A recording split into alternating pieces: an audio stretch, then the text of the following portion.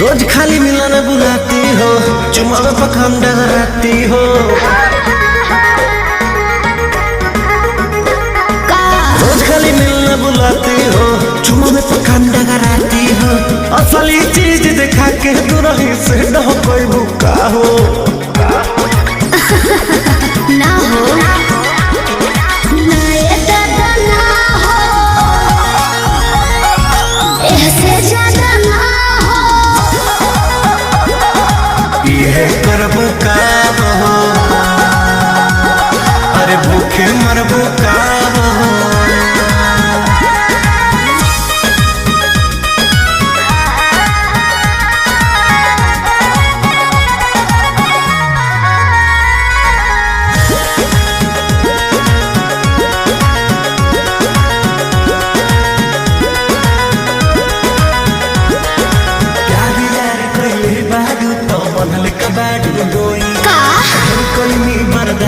गोरी अब बर्दाश्त न होई, तनी ढेर लेखा बोलत का हो।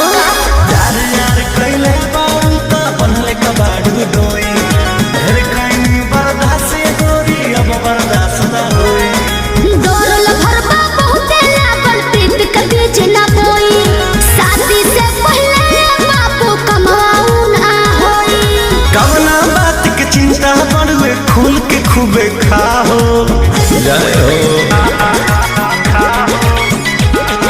ना ये दादा ना हो, ऐसे ज्यादा ना हो।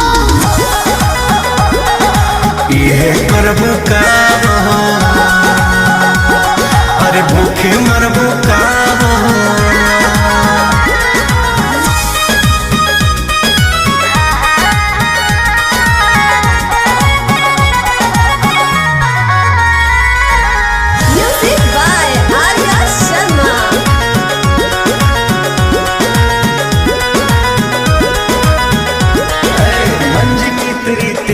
जानो अब कैसा शर्माना, लव मैरिज करके जब तुमको हमरे घर है आना।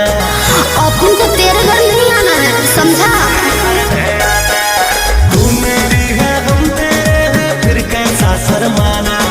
लव मैरिज करके जब तुमको हमरे घर है आना। चिकन बात में राजा हम ना तहरा करब, जब से नूर डलबो तो हम तोहरा के न मना करब। हार्ट बीट बढ़ल बा, दिल के बहिया में आ जाओ।